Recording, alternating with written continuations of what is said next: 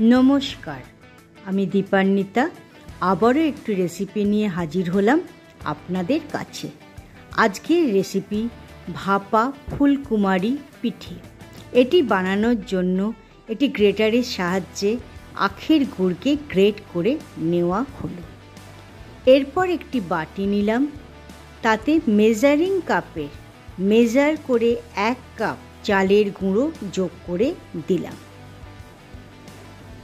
এরপর তাতে half teaspoon নুন যোগ করে ভালোভাবে মিশিয়ে নিয়ে অল্প অল্প করে গরম জল ঢেলে দিয়ে হাতে তা সইয়ে সইয়ে মেখে নেবেন। চালের গুঁড়ো আটাটিকে ভালোভাবে মাখা হয়ে গেছে। একটা সফট ডো আপনাকে এখানে তৈরি করতে হবে। ডোটি তৈরি হয়ে যাবার পর হাতে অল্প কিছুটা ঘি নিয়ে সেটাকে নিয়ে আবারও চালের আটাটি মেখে নেবেন। মাখা হয়ে গেলে থালা চাপা দিয়ে 3 থেকে 5 মিনিটের জন্য সরিয়ে রেখে দেবেন। এরপর একটি কড়াই নেবেন, তাতে মেজারিং কাপে মেজার করে 1 কাপ নারকেল কোড়া যোগ করে দিলাম। সম পরিমাণ আখের গুঁড়ো দিলাম, অর্থাৎ 1 কাপ আখের গুঁড়ো যোগ করে দিলাম। এরপর 1 টিস্পুন এলাচ গুঁড়ো তাতে যোগ করে দিয়ে হাতের সাহায্যে ভালোভাবে তা মেখেও নিলাম। এরপর গ্যাসের ফ্লেমটাকে জ্বালিয়ে দিয়ে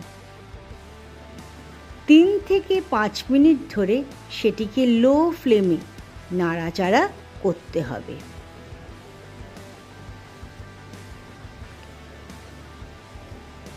নাড়াচাড়া করা হয়ে গেছে এবার আমাদের, এবং পুরটিও তৈরি হয়ে গেছে। 3 থেকে 5 মিনিট বাদে গ্যাসের ফ্লেম অফ করে দিয়ে নারকেলের যে ছাইটি বানিয়েছিলাম, অর্থাৎ স্টাফটি বানানো হয়েছিল, তাকে একটি প্লেটে ঢেলে সরিয়ে রাখলাম ঠান্ডা হবার জন্য।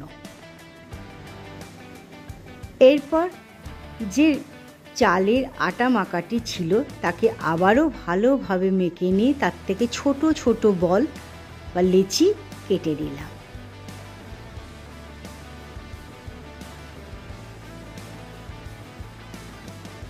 আমাদের বলগুলি কাটা হয়ে যাবার পর হাতের সাহায্যে চেপে চেপে একটা বাটির আকার দিয়ে তার মধ্যে অল্প কিছুটা নারকেলের পুর দিয়ে তার 4টি ধারকে হাতের সাহায্যে একটু অল্প করে মুড়ে নিতে হবে এবং মুড়ে একটা ফুলের আকার দিয়ে দেবেন।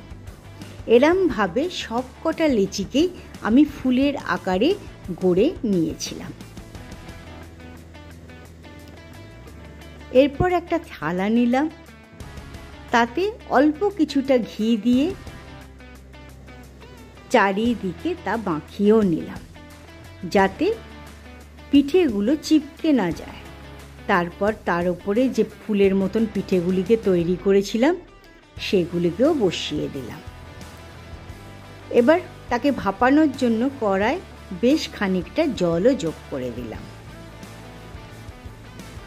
জলের মধ্যে একটা স্ট্যান্ড বসিয়ে দিয়ে গ্যাসের আগুনটাকে জ্বেলে দিলাম। এর মধ্যে কিছু কিশমিশকে মাঝখান থেকে হাফ করে কেটে নিয়ে ওই ভাপা পিঠের ওপর বসিয়ে একটা সুন্দর ডিজাইনও আমি বানিয়ে নিয়েছি। জলটি ফুটে উঠলে সেই থালাটিকে কড়াইয়ের মধ্যে বসিয়ে দিয়ে ওপর থেকে একখানা ঢাকনা লাগিয়ে দিলাম। 2-3 মিনিটের জন্য এই ঢাকনাকে দিয়ে রাখবেন।